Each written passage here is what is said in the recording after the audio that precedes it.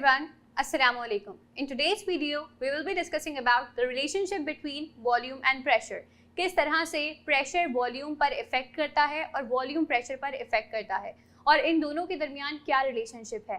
तो Robert boil एक scientist थे जिन्होंने इस रिलेशनशिप को हमें डिस्कवर करके बताया। एक चीज़ उन्होंने कही कि एट कांस्टेंट टेम्परेचर, कि अगर मैं गैस का टेम्परेचर कांस्टेंट कर दूं, मतलब गैस का टेम्परेचर चेंज नहीं होगा, it is a constant value.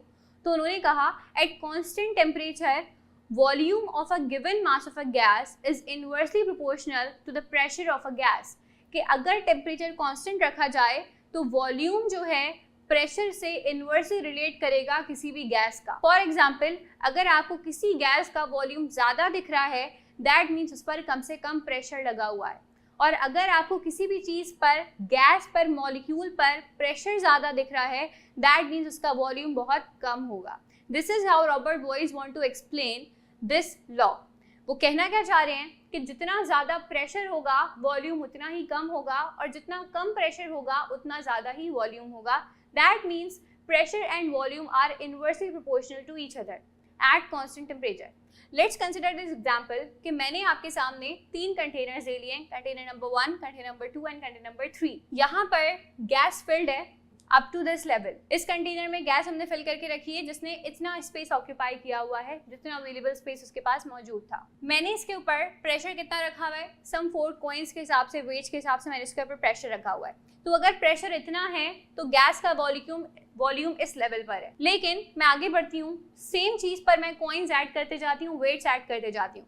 यहाँ पर कम वेट था लेकिन मैंने यहाँ पर वेट ज़्यादा कर दिया। दैट मीन्स इस पिस्टन के ऊपर मैंने क्या एक्सर्ट किया है, ज़्यादा प्रेशर एक्सर्ट किया है। After exerting this high pressure volume decrease हो गया है, जिस लेवल पर था उस लेवल पर नहीं रहा, अब ये कंप्रेस हो गया है।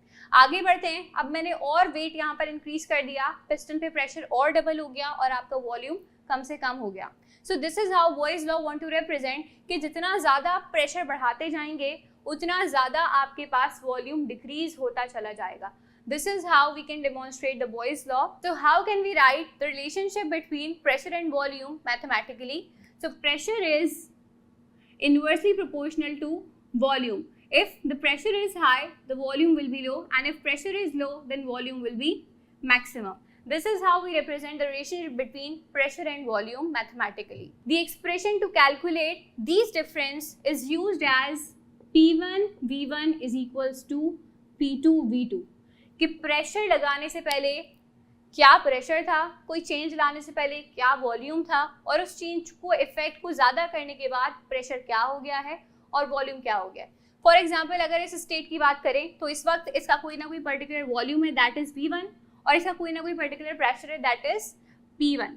लेकिन मैंने क्या किया है, अब प्रेशर बढ़ा दिया है।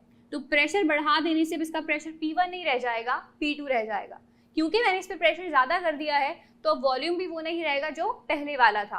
तो वो कैलकुलेट करने के लिए हमें क्या मालूम करना पड़ेगा, V2। तो हमें 2 स्टेज से रिलेशनशिप कैलकुलेट करना पड़ेगा with the help of this formula, जो कि हम अपनी आगे वाली वीडियो में अभी डिस्कस करने वाले हैं। वन मोर थिंग, यहाँ पर अगर आप ग्राफ देखें तो मैंने एक पैराबोलिक कर्व बनाया है जो रिप्रेजेंट करता है relationship between pressure and volume in graphical representation. So here on Y axis मैंने प्रेशर को डिफाइन किया है और एक्स एक्सिस मैंने वॉल्यूम को डिफाइन किया है। यहाँ मैं आपसे कह रही हूँ कि अगर प्रेशर मेरे पास 5 है, प्रेशर का यूनिट 5 है, तो इस पॉइंट पर मेरा वॉल्यूम क्या फॉल कर रहा है, 1। दैट मीन्स सबसे हाई प्रेशर पर वॉल्यूम सबसे ज़्यादा कम है। लेकिन आगे बढ़ते चले जाएं तो इस पॉइंट को देख लें, अगर आपके पास प्रेशर 1 है तो आपका वॉल्यूम समथिंग 5 है, कि प्रेशर कम होगा तो वॉल्यूम ज़्यादा होगा और प्रेशर ज़्यादा होगा तो वॉल्यूम कम होगा।